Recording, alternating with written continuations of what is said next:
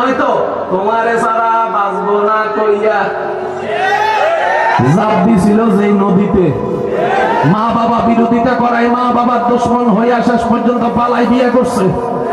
6-7 মাস 1 বছর যাইতে পারে নাই, যখন দুনিয়ার সাপ আইসা ধরছে, আই হেট ইউ।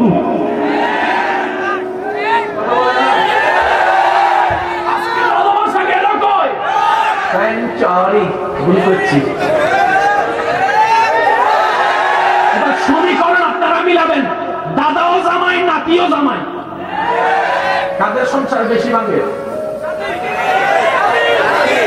কথা বলেন।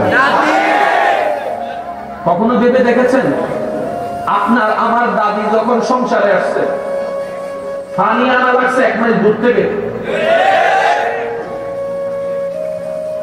চুলাটা সকালবেলা জ্বালানোর জন্য আধা ঘন্টা,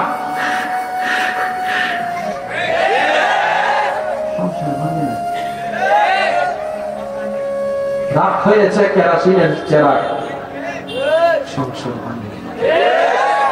একটা মেডিকেলে যাইতে গেলে বাংলা রাস্তায় ভ্যান গাড়ির উপরে ডেলিভারি ম্যান নিয়ে যাওয়া লাগতো, সংসার ভাঙে।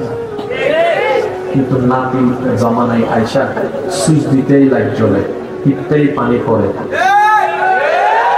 কম দিলেই ওষুধ চলে আসে, 1 ক্লিক করলে বার্গার চলে আসে, সুইচ দিলে লিফটে 5 তলায় চলে লাগে, সুইচ দিলে আগুন জ্বলে।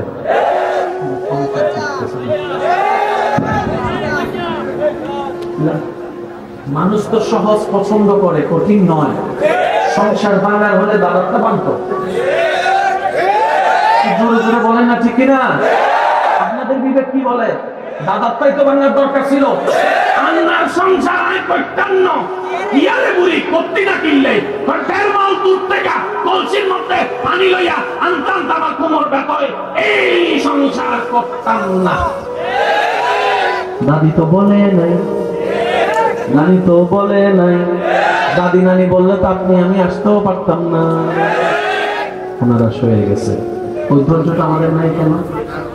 কোনো না কোনো জায়গায় আমি সবার কাছে অনুরোধ করবো, একটা হচ্ছে বান্দার প্ল্যানিং, একটা হচ্ছে আল্লাহ। আমরা বলছি বুদ্ধিমানের কাজ হবে আল্লাহর প্ল্যানিংটাকে আপন করে নেওয়া। কথা বলেন ঠিক কিনা?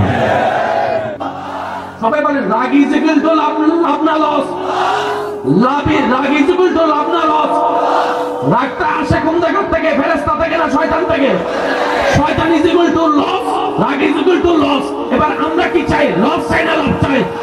লাভটা করবেন কিভাবে? লসের অঙ্কটা বাদ দিতে হবে, শয়তানটাকে বাদ দিতে হবে, রাগটাকে বাদ দিতে হবে। রাগ বাদ দেওয়ার মতো কোনো ওষুধ তো ডিসপেন্সারিতে পাওয়া যায় না। আল্লাহ তাআলা বলে ওষুধ আমি দিয়ে দিলাম, শুকরিয়া করতে থাকো, ধৈর্য ধরতে থাকো, আমার দিকে তাকাই সইতে থাকো। যত খারাপ তার চাইতে দ্বিগুণ বেশি আমি তোমাকে দান করে দেব। উচ্চ আওয়াজে বলেন না সুবহানাল্লাহ। এই এলাকায় কাউকে চিনি না, কিন্তু আমি এতটুকু জানি এই এলাকার বাসিন্দা যারা বর্তমান দুনিয়ায় সফলতার কিছু ছোঁয়া পেয়েছেন, তারা প্রত্যেকজনে এক সময় লাথি পেয়েছেন, খাবারের কষ্ট পেয়েছেন, বদনামের শিকার হয়েছেন, ধাক্কা পেয়েছেন। ওইটার পরে